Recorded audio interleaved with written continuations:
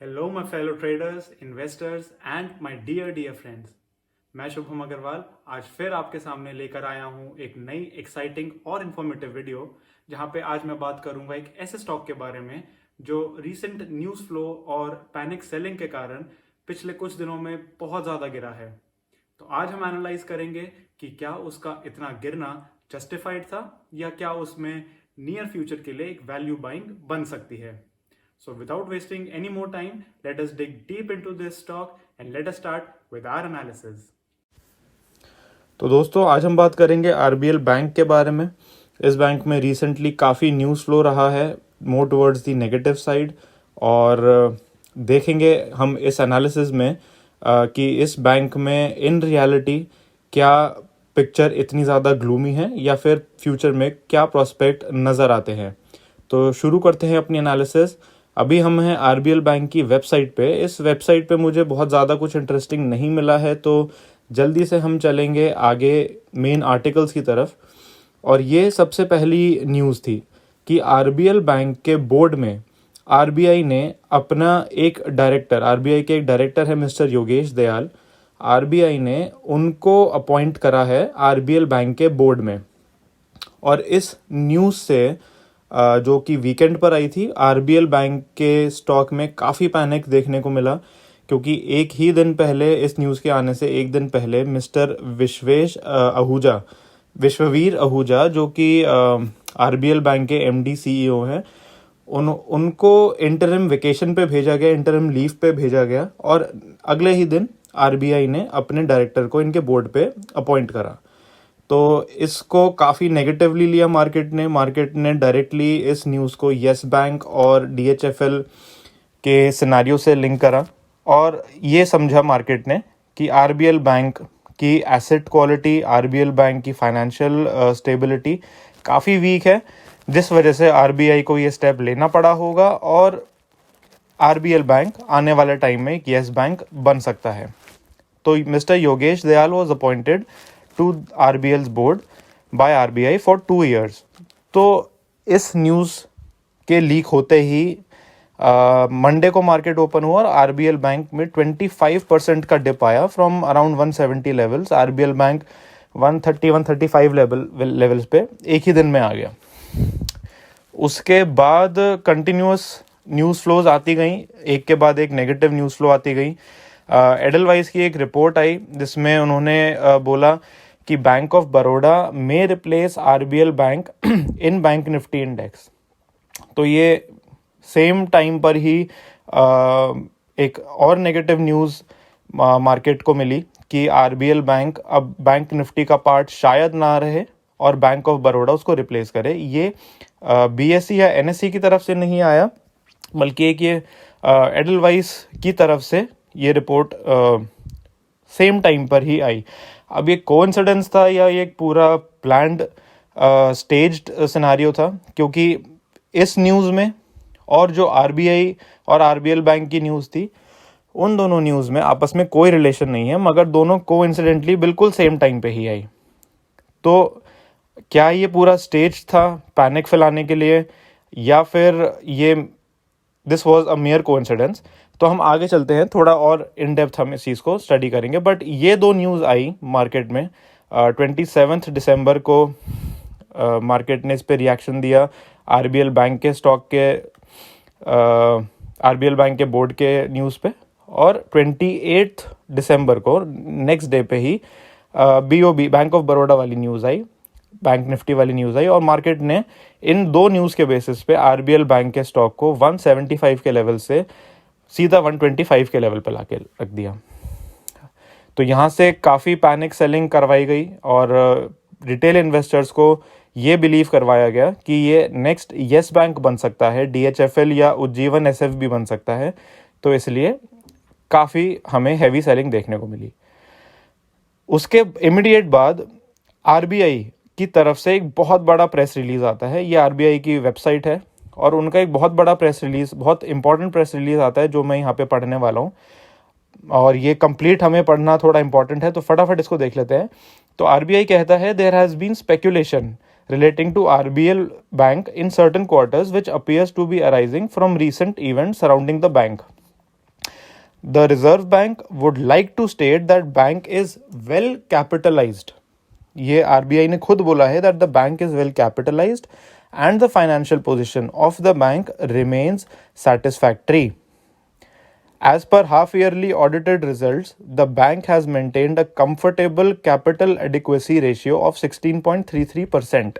Capital adequacy ratio होता है हर बैंक को एक minimum percentage of capital hold करनी होती है to ensure that they are financially stable. तो आरबीएल बैंक ने सीएआर को जो आरबीआई की सेट रेगुलेटेड गाइडलाइंस है उससे ऊपर मेंटेन करा हुआ है. Provision coverage ratio is of 76.6%. तो हर बैंक को कुछ प्रोविजन रखना होता है और अभी जो पैंडमिक आया उसके बाद हर बैंक ने प्रोविजन थोड़ा बढ़ाया जिससे एक कुशन की तरह एक रिस्क अब्जॉर्बर की तरह काम करता है वो. तो आरबीएल बैंक का वो भी काफ़ी हाई था 76% का. Liquidity coverage ratio of bank is 153% as against the regulatory requirement of 100%. तो आरबीआई का हर बैंक के लिए एक रेगुलेशन है कि हर बैंक को मिनिमम 100% का LCR लिक्विडिटी कवरेज रेशियो यानी कि हर बैंक को लिक्विड एसेट्स 100% मेंटेन करने हैं. और लिक्विड एसेट्स होते हैं आपके स्टॉक्स हो गए, कैश इन हैंड हो गया, प्रॉमिसरी नोट्स, गवर्नमेंट बॉन्ड्स, ये सारे लिक्विड एसेट्स होते हैं. तो हर बैंक को लिक्विड एसेट्स मेंटेन करने होते हैं एक सेट परसेंटेज पे और आरबीएल बैंक उससे कहीं ऊपर मेंटेन करके रखा हुआ है. तो financially RBL bank is stable और and it is well capitalised. Further, it is clarified that the appointment of additional director in private bank is undertaken under section 36B. तो अब ये section 36B banking regulation act का क्या कहता है?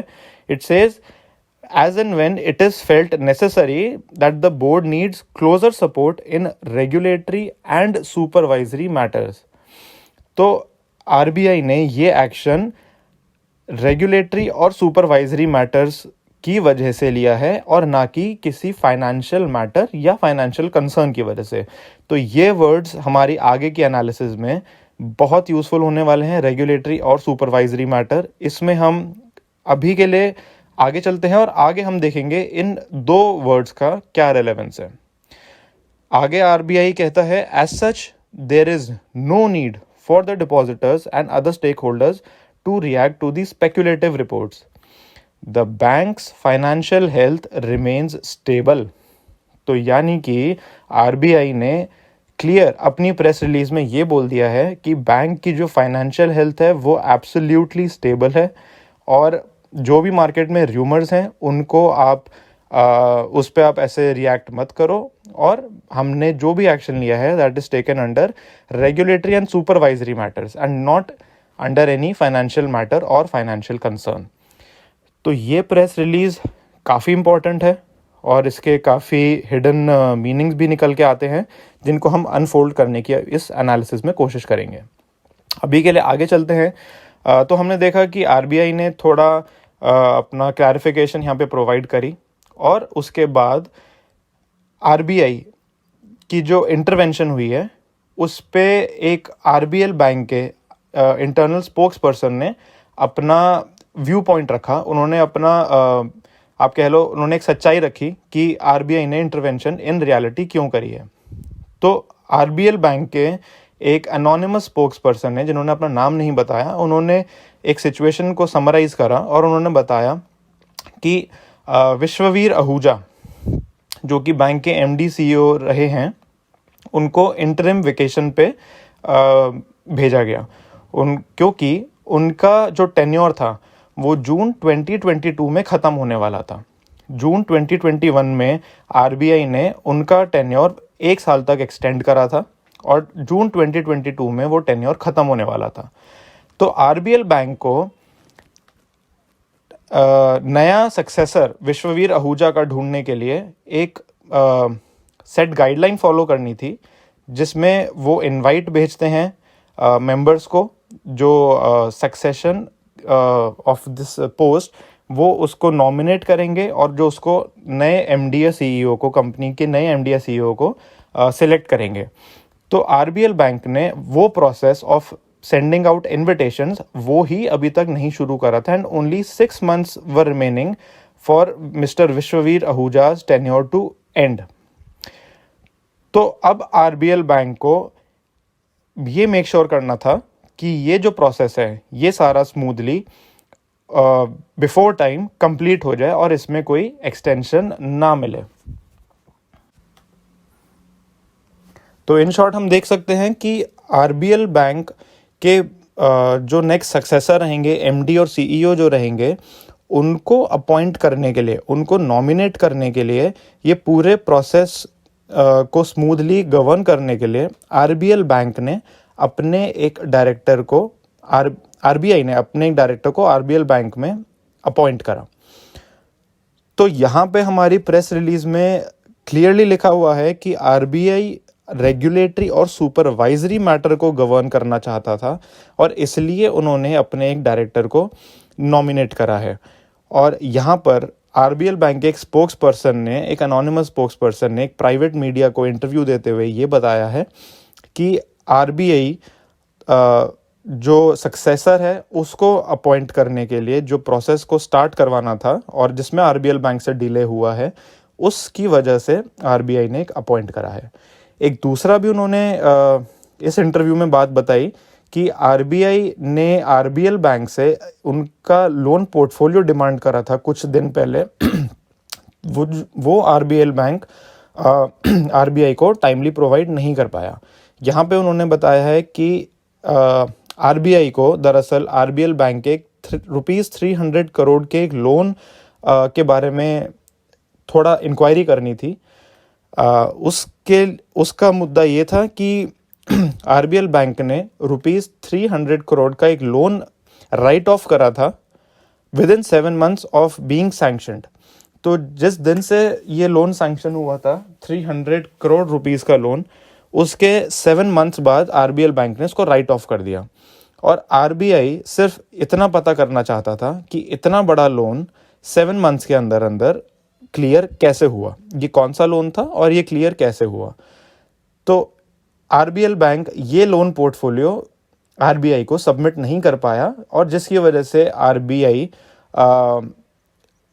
अंदर board में आके उस लोन के बारे में थोड़ा और स्टडी करना चाहता था। Plus RBI was also concerned about appointing and selecting the new successor of Vishwavir Ahuja, और आरबीएल बैंक ने वो प्रोसेस स्टार्ट नहीं किया था। तो आरबीआई इन 2 रीज़न से बोर्ड में प्रेजेंट रहना चाहता था, क्योंकि अगर आरबीआई बाहर रहता तो शायद इस प्रोसेस में डिले होता और शायद टेन्योर को एक्सटेंड करना पड़ता, जो कि आरबीआई नहीं चाहता था। तो ये सारी कहानी अनफोल्ड हुई, जिसकी वजह से मार्केट में एक पैनिक क्रिएट हुआ, एक नेगेटिव सेंटिमेंट क्रिएट हुआ और ये माना गया कि शायद फाइनेंशियल पोजीशन बैंक की स्ट्रांग नहीं है, इसलिए आरबीआई को ये स्टेप लेना पड़ा। शायद ये नेक्स्ट येस बैंक बन जाएगा, इसलिए आरबीआई ने पहले ये स्टेप लिया। पर प्रेस रिलीज में आरबीआई ने आरबीएल बैंक को लेके बहुत क्लियरली ये बोला कि आरबीएल बैंक की फाइनेंशियल स्टेटमेंट, फाइनेंशियल पोजीशन बहुत कंफर्टेबल है and they are very well capitalised. और आरबीआई की तरफ से ये प्रेस रिलीज किसी एक प्राइवेट बैंक के लिए आना एक बहुत बड़ी बात है। ये येस बैंक के केस में नहीं आया था, ये डीएचएफएल के केस में नहीं आया था। तो इसलिए येस बैंक डीएचएफएल के केस से इसको डायरेक्टली लिंक करना would be very wrong. In fact अगर हमें इसको किसी भी सिचुएशन से, किसी भी बैंक से, किसी भी कंपनी से रिलेट करना है तो ICICI bank would be a very good example, जिसके साथ हम आरबीएल बैंक को हम लिंक कर सकते हैं। क्योंकि जो अभी रिसेंटली आरबीएल बैंक के साथ हुआ है in the chain of events that have happened, those chain of events exactly those chain of events happened with ICICI Bank in 2008। मैं आपको सीधा ICICI बैंक पे ले चलता हूँ और ये ICICI बैंक का विकीपीडिया पेज है और यहाँ पे आपको 2008 के जो सिचुएशन है उसके बारे में आपको पता लगेगा कि during the financial crisis of 2007 and 2008 एक र्यूमर था जहाँ पे customer rushed into ICICI ATMs all over India and started withdrawing their money due to rumors of bank failure. Rumour था उस टाइम पे कि ICICI बैंक फेल होने वाला है एंड लोगों ने पैसा विड्रॉ करना स्टार्ट करा. उस टाइम पे the reserve bank of India issued a clarification on the financial strength of ICICI Bank to dispel the rumors. तो जो आज RBL बैंक में RBI ने करा है, वही सेम एपिसोड RBI ने ICICI बैंक के लिए करा था इन 2008. येस बैंक से लिंक करने से ज़्यादा बेटर है अगर हम ICICI बैंक की स्टोरी से लिंक करें, because for no other bank RBI has ever clarified, has ever given a press release that whatever they are doing is they are doing not because of any financial issues. तो जो भी financial strength को लेके market में rumours हैं उन पे market react ना करे. तो इसलिए ये पैनिक जो क्रिएट किया गया है इसमें बहुत ज़्यादा दम नहीं नज़र आता है और एक ये स्टोरी को क्रिएट किया हुआ दिख रहा है. और 2007-8 में अगर हम ICICI बैंक का प्राइस देखें तो ICICI बैंक इन 2008 ₹65 का ये स्टॉक था जब ये रूमर आए थे, जब क्राइसिस हुआ था ICICI बैंक का और जब RBI का प्रेस रिलीज आया था. और आज की डेट में ICICI bank is around ₹800. So from 65 it has gone to 800 in 10-12 years. तो RBI जब ऐसा इंटरवेंशन करता है तो it does not do for every other private bank. तो अगर हमको कुछ ये स्टोरी को लिंक करना है जो RBL बैंक के साथ हुआ है तो वो येस बैंक से लिंक करने से ज़्यादा बेटर रहेगा. ICICI बैंक की स्टोरी के साथ भी इसको जोड़ कर देखें. तो जल्दी से आगे चल लेते हैं. और अभी तक हमने देखा कि बहुत ज़्यादा रेलेवेंस नहीं है इन बातों में जो अनफोल्ड हुई हैं. और उसके बाद हमने जब ये थोड़ी सी क्लैरिफिकेशन आई तब हमने देखा अचानक से मार्केट में RBL बैंक को लेके कुछ पॉजिटिव न्यूज़ फ्लो आने लगी. RBL bank share price fall takes a pause today after strong business update. उसके बाद मतलब RBL बैंक ने कुछ अपने प्रोविजनल डेटा, कुछ प्रोविजनल रिजल्ट को डिक्लेयर करा था in the first week of जनवरी और उसमें अच्छे प्रॉमिसिंग रिजल्ट्स आए. RBL bank share price rises on better loan growth in Q3. तो लोन ग्रोथ उन्होंने इम्प्रूव दिखाई. RBL bank gross advance rises 5% by for December and quarter. तो ये सारी अच्छी कुछ न्यूज़ फ्लो आई जिसकी वजह से RBL बैंक में एक फिर से अच्छा एनवायरनमेंट बनाया गया है. उसके बाद आगे चलते हैं फटाफट. RBI authorises RBL bank to collect indirect taxes. तो अब और ये न्यूज़ है जब RBL बैंक के बोर्ड की न्यूज़ आई थी उससे लगभग एक हफ्ते पहले की. तो RBI ने एक हफ्ते पहले अपने डायरेक्टर को अपॉइंट करने से एक हफ्ते पहले RBI ने RBL बैंक को इनडायरेक्ट टैक्सेस कलेक्ट करने की जो अथॉरिटी थी वो प्रोवाइड करी. RBI provides this authority to any bank to collect direct and indirect taxes to only those banks which are financially sound and stable, which have good loan books, which have good and strong books. RBI ने ये step to authorize RBL bank to collect the indirect taxes, ये step ये authority दी होगी काफ़ी RBL bank को और RBL bank की books को स्टडी करने के बाद. RBI ये अथॉरिटी हर बैंक को इतना इजीली नहीं प्रोवाइड करता और काफ़ी रिजिड, काफ़ी स्ट्रिक्ट नॉर्म्स होते हैं RBI के, so that a bank becomes eligible to collect governments to collect the nation's direct and indirect taxes for RBI. तो RBI एक हफ्ते पहले अगर इतनी बड़ी अथॉरिटी RBL बैंक को देता है तो immediately after 1 week they will not realize कि there is some weakness in the bank and let us save the bank from becoming another yes bank. So this absolutely makes no sense that within 1 week something such a drastic change would happen कि RBI जैसी इतनी बड़ी authority अपना stance को completely 180 degree turn कर दें. तो यहाँ तक अभी हमें ये समझ आ रहा है कि आरबीएल बैंक को शायद बॉटम आउट करवाया जा रहा है, शायद रिटेल इन्वेस्टर्स को जानकर एग्जिट करवाया जा रहा है। तो जब ये news I bank of Baroda वाली, तब कि bank of Baroda RBL bank को रिप्लेस करेगा शायद बैंक निफ्टी में, ये न्यूज़ से भी आरबीएल बैंक को काफ़ी क्रश करा गया, काफ़ी तोड़ा गया। पर यहाँ पर एक बात ये समझने वाली होगी कि बैंक अगर बैंक इंडेक्स से बाहर जाता भी है या कोई स्टॉक निफ्टी या बैंक निफ्टी से बाहर जाता भी है, तो ज़रूरी नहीं है कि वो स्टॉक क्रैश करेगा या वो स्टॉक अब ख़त्म हो जाएगा। सबसे अच्छा एग्जांपल इसका है हमारे पास जी लिमिटेड का।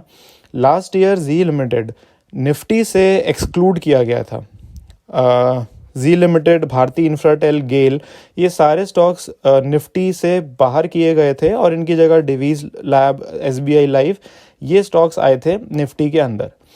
तो 31 जुलाई 2020 को ये जी को बाहर किया गया था निफ्टी से, और उस वक्त जो जी का प्राइस था, फटाफट हम चेक कर लेते हैं। जी का जो प्राइस था अराउंड 160-170 रुपीज़ के आसपास था। 160-170 के आसपास था जी का प्राइस, और आज जी इज़ एट 320। तो हम देख सकते हैं कि उस एक साल में, उस 1-1.5 साल में, from being excluded from Nifty, Zee has in fact doubled its stock price. तो ऐसा ज़रूरी नहीं है कि अगर कोई स्टॉक को इंडेक्स से बाहर भेजा जाएगा या उसमें इंक्लूड किया जाएगा तो वो स्टॉक आउट परफॉर्म करेगा या अंडर परफॉर्म करेगा, depending on the case. Company अगर स्ट्रांग है, स्टॉक अगर स्ट्रांग है, तो विद या विदाउट इंडेक्स भी वो स्टॉक आउट परफॉर्म कर सकता है। हमें जी में भी ये देखने को मिला है। तो इसलिए कुछ बेसलेस पैनिक क्रिएट करने की कोशिश करी गई इन दो न्यूज़ के थ्रू, बट उसके बाद जो फॉलोअप स्टोरी आई उसमें काफ़ी क्लैरिटी देखने को मिली है।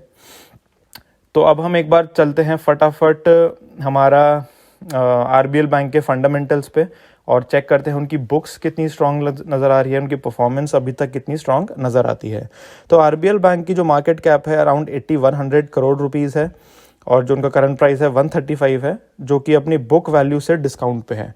तो बुक वैल्यू होता है अगर जो भी रिनाउंड या बड़ी सीए फर्म होती हैं जो क्रेडिट रेटिंग प्रोवाइड करती हैं, वो हर स्टॉक को एक बुक वैल्यू प्रोवाइड करती है कि उनकी बुक्स के बेसिस पे, उनके फाइनेंशियल के बेसिस पे उस कंपनी का जो स्टॉक है मार्केट में एक एक्स वैल्यू पे ट्रेड करना चाहिए। वो एक्स आरबीएल बैंक के केस में है 211, जजिंग बाय देयर बुक्स।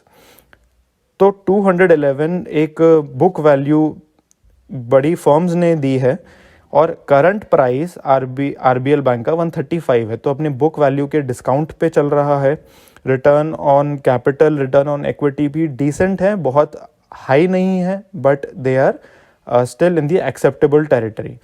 तो जल्दी से हम चलते हैं रिजल्ट्स की तरफ जो आरबीएल बैंक ने ओवर द पीरियड शो करे हैं। तो from December 2018 till now her quarter में लगभग स्टेबल रहा है आरबीएल बैंक का रेवेन्यू, और जो उनका प्रॉफिट रहा है that has been in the positive territory, not a very handsome profit, but it has been in a positive territory, it has been a profit making bank.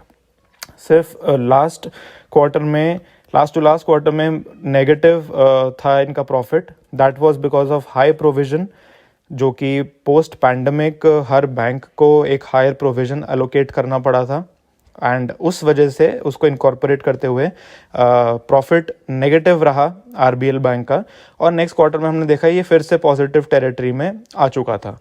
तो over the period of few years RBL bank ने एक satisfactory performance दी है अपनी books में। बहुत strong नहीं है ये बुक्स, ऑब्वियसली बहुत ही स्ट्रांग नंबर्स नहीं है, but they are not that weak कि हम सोचें कि आरबीएल बैंक शायद क्रैश करेगा। आरबीएल बैंक का जो एनपीए रहा है that also has been pretty modest, 2% के अराउंड ये एनपीए रहा है, और प्री पैंडमिक टाइम से बिलो 2% था। Only post pandemic it has touched 2% का मार्क। तो अगर हम बात करते हैं बैंक ऑफ बड़ौदा जो इसका एक डायरेक्ट कॉम्पिटिटर रहा है, या बंधन बैंक भी जो डायरेक्ट कॉम्पिटिटर रहा है, तो बंधन बैंक से भी हम अगर करें तो एनपीए बंधन बैंक का अगर हम देखें तो it has been around 3% post pandemic. और बंधन बैंक और आरबीएल बैंक का हमेशा डायरेक्ट कंपटीशन, एक या हम कह रहे हैं डायरेक्ट कंपैरिजन रहता है। इनफैक्ट बैंक ऑफ बड़ौदा के साथ भी जो इसका रीसेंट कंपैरिजन आया है, तो बैंक ऑफ बड़ौदा ने भी अभी 2.83 का नेट एनपीए डिक्लेयर करा है। और आरबीएल बैंक का इन दोनों कॉम्पिटिटर से, इन दोनों कंपैरिजन जिनसे बैंक से होता है, उससे तो अभी काफ़ी सेटिस्फैक्ट्री रिजीम में है। तो आरबीएल बैंक का ओवरऑल स्ट्रक्चर साउंड ही नज़र आ रहा है। एज ऑफ नाउ कोई बहुत मेजर कंसर्न, बहुत डीप कंसर्न नहीं है। If anything it is towards the positive side. तो हम चलते हैं फटाफट शेयर होल्डिंग देखते हैं कि आरबीएल बैंक में किस तरह की शेयर होल्डिंग है। तो ये एक सरप्राइजिंग नंबर है कि आरबीएल बैंक में 2018 से एफआईआईज ने अपना पोजीशन बहुत शार्पली इंक्रीज करा है। From 15% in 2008 they are now above 30% constantly in 2021। पर जैसे देख रहे हैं आरबीएल बैंक में एफआईआईज ने अपना शेयर होल्डिंग 16% से बढ़ाकर प्लस 30% कॉन्स्टेंटली मेंटेन करा है over the last few quarters. वहीं डीआईआईज ने अपने शेयर होल्डिंग को अबव 20% कंसिस्टेंटली रखा है over the period of last 3-4 years. आज की डेट में 22% शेयर होल्डिंग है डीआईआईज की। वहीं हम देखें पब्लिक का जो शेयर होल्डिंग है, उसको एफआईआईज और डीआईआईज ने मिलाकर 60% से रिड्यूस करवा के 45% पे ले आए हैं। तो जहां एफआईआईज ने अपनी शेयर होल्डिंग को बढ़ाया है, पब्लिक की जो रिटेल इन्वेस्टर्स की जो शेयर होल्डिंग है उसको 60 से कम करके 45% पे ये शेयर होल्डिंग को लेकर आए हैं। एंड इसको करने के काफ़ी तरीके रहते हैं, और आरबीएल बैंक में पैनिक सेलिंग एक अच्छा इंस्ट्रूमेंट यूज़ किया गया है to make sure that shareholding of public is reduced from 60% to below 50% now. तो यहाँ पे समझ आ रहा है कि एफआईआईज का और डीआईआईज का आरबीएल बैंक में एक स्ट्रॉन्ग कन्विक्शन रहा है और उन्होंने उसको मेंटेन करा है और इसलिए अपनी शेयर होल्डिंग को इंक्रीज करा है और पब्लिक में पैनिक करवा के इस शेयर होल्डिंग को हमेशा रिड्यूस करवाया है। ये हमें आरबीएल बैंक के चार्ट्स में भी देखने को मिलता है। आरबीएल बैंक इशू प्राइस था अराउंड 270 का, और from 270 to 80 rupees RBL bank in 2016, RBL bank from 270 rupees it had a peak of 700 rupees इन 2019। तो एक टाइम पे 700 rupees का ये स्टॉक था जो आज 130 rupees पे अवेलेबल है। यहाँ पे एफआईआईज ने हर टाइम अपनी शेयर होल्डिंग को बढ़ाया है, और यहाँ इस पॉइंट पे 2019 में एक शार्प क्रैश लाया, मार्केट में एक पैनिक सेलिंग फिर से क्रिएट की गई, जहाँ पे आरबीएल बैंक में से रिटेल इन्वेस्टर्स को एग्जिट करवाया और प्राइस को 700 से तोड़कर अराउंड 250 रुपीज़ पे ले आए। और उसके बाद आज की डेट में फिर एफआईआईज ने अपनी शेयर होल्डिंग को बढ़ाई है। और अगर हम यहाँ पर देखें कि आरबीएल बैंक का जो वॉल्यूम रहता था around 50 lakh 60 lakh shares per day का, इसका एक एवरेज ट्रेडिंग वॉल्यूम था कंटिन्यूसली। यहाँ पर अगर हम देखें तो कंटिन्यूस एक जो वॉल्यूम था वो around 5 million 6 million at max 7 million कभी चला जाता था, बट रेगुलरली सेम टावर्स थे। इस दिन जब ये न्यूज़ ब्रेक हुई कि आरबीएल बैंक में आरबीआई ने इंटरफेयर किया है, उस दिन आरबीएल बैंक में 200 मिलियन यानी कि 20 करोड़ शेयर्स ट्रेड हुए। 20 करोड़ शेयर्स ट्रेड हुए यानी कि 20 करोड़ शेयर्स मार्केट में सेल हुए, तो किसी ने 20 करोड़ शेयर बाय भी करे हैं। जहां average trading volume 50 to 60 lakh थी, उस दिन 20 करोड़ शेयर की बाइंग हुई थी। नेक्स्ट डे फिर से आरबीएल बैंक में 6 करोड़ शेयर की बाइंग हुई। उसके बाद 10 crore share, 9 crore share, 5 crore share. Every day RBL bank is witnessing huge volumes ये है आरबीएल बैंक के पिछले कुछ दिनों के वॉल्यूम्स एंड ये है आरबीएल बैंक के पिछले कुछ हफ्तों और महीनों के volumes. The difference is clear in the volumes. So retail investors में तो ये पैनिक है कि RBL bank next yes bank बनने वाला है, डीएचएफएल बनने वाला है, तो इसलिए रिटेल इन्वेस्टर्स तो आरबीएल बैंक को नहीं खरीद रहे हैं. फिर ये 20 करोड़ शेयर्स, ये 10 करोड़, ये 12, 15, 5 crore shares, who is buying the share? अगर रिटेल इन्वेस्टर्स नहीं बाय कर रहा है तो कौन इस इतने बड़े वॉल्यूम को बाय कर रहा है? तो आंसर्स अभी क्लियर नहीं है मार्केट में, बट ये स्पेक्यूलेशन थोड़े से क्वेश्चंस को रेज करती है. एंड जिस तरह से एफआईआईज का ट्रेंड रहा है आरबीएल बैंक की शेयर होल्डिंग में, एंड अभी हमने देखा कि कितना वॉल्यूम इसमें ट्रेड हुआ है, तो ऐसा लगता है कि शायद एफआईआईज अपना वॉल्यूम, शायद डीआईएस अपने वॉल्यूम को, शेयर्स को इंक्रीज कर रहे हैं. आरबीएल बैंक के अगर 1 मिनट चार्ट पे हम क्विकली देखें तो जिस दिन ये क्रैश आया था उस दिन आरबीएल बैंक लोअर सर्किट पे कुछ इस तरफ ओपन हुआ जहाँ पे रिटेल इन्वेस्टर्स काफ़ी पैनिक में थे और इधर ज़्यादा वॉल्यूम नहीं आया. इधर फिर लोअर सर्किट रिवाइज हुआ और वॉल्यूम ज़्यादा नहीं आया.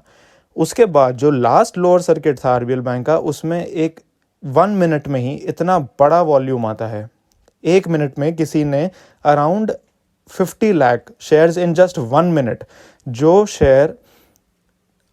स्टॉक अपने टोटल नंबर ऑफ शेयर पूरे एक दिन में ट्रेड करता था 50 लाख, उतने ही शेयर्स किसी ने 1 मिनट में परचेज करे मार्केट से. उसके बाद हम देखेंगे तो बहुत छोटी कैंडल्स बनी बट बहुत ह्यूज वॉल्यूम टावर्स बने, बहुत हाई वॉल्यूम टावर्स बने आरबीएल बैंक में, जो कि नॉर्मली नहीं होते. ये होता है आरबीएल बैंक का नॉर्मल सिनेरियो और ये था आरबीएल बैंक का पोस्ट फॉल सिनेरियो.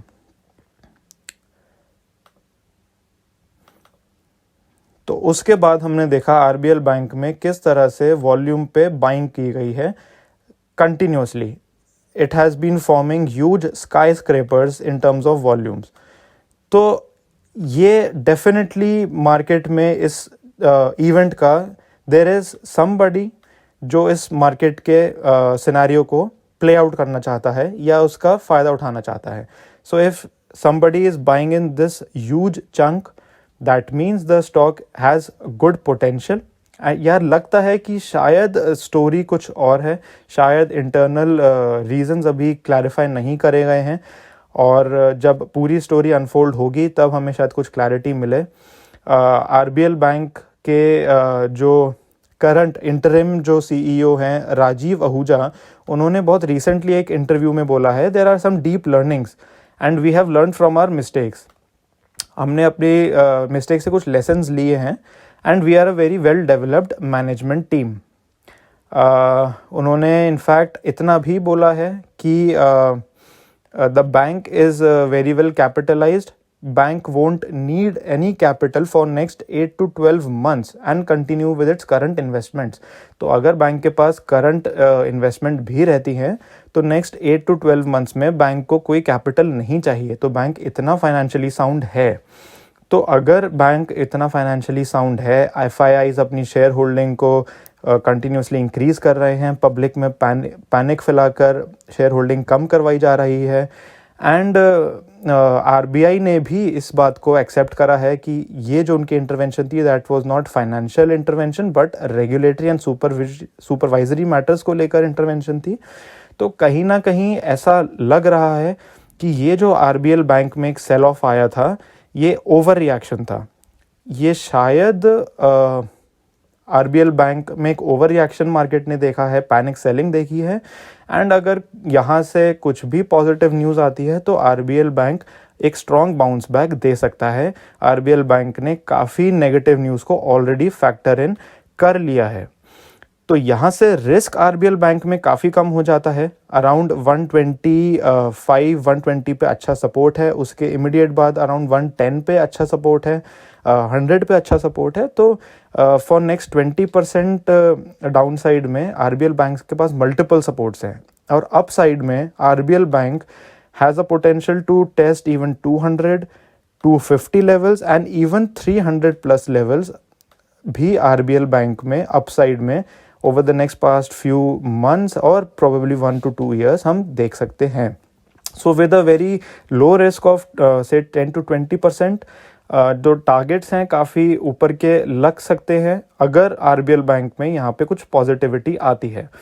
तो आरबीएल बैंक का जो स्ट्रक्चर है, although it is still very speculative, अभी भी बहुत ज़्यादा क्लैरिटी नहीं मिली है, तो हम ये नहीं बोलेंगे कि ये जो सारा सिनेरियो है ये सब एक होक्स है और आरबीएल बैंक में सब कुछ अच्छा है.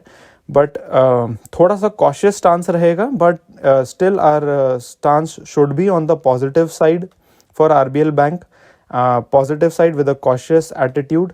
एंड अगर यहाँ से आरबीएल बैंक में कुछ भी पॉजिटिव डेवलपमेंट्स आती हैं तो आरबीएल बैंक में जितनी नेगेटिविटी जो बिल्ड हुई है वो अब थोड़ी पॉजिटिव किस साइड ज़्यादा बिल्ड होगी.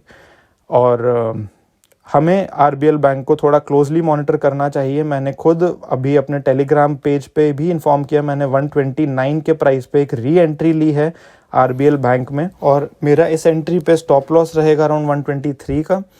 और यहाँ से आरबीएल बैंक में हम थोड़ा सा अगर ऊपर की तरफ मोमेंटम आता है हम धीरे धीरे और उसको बिल्ड कर सकते हैं. तो आरबीएल बैंक पे पूरी एनालिसिस में आज के लिए इतना ही. उम्मीद करता हूँ आपको ये एनालिसिस पसंद आई होगी और अगर आपको मेरे वीडियोस अच्छी लग रही हैं तो प्लीज़ चैनल को सब्सक्राइब और मेरे वीडियोस को लाइक ज़रूर करना. मेरे Telegram channel trend spotter Shubham को भी ज्वाइन करना. आज के लिए इतना ही guys, thank you so much.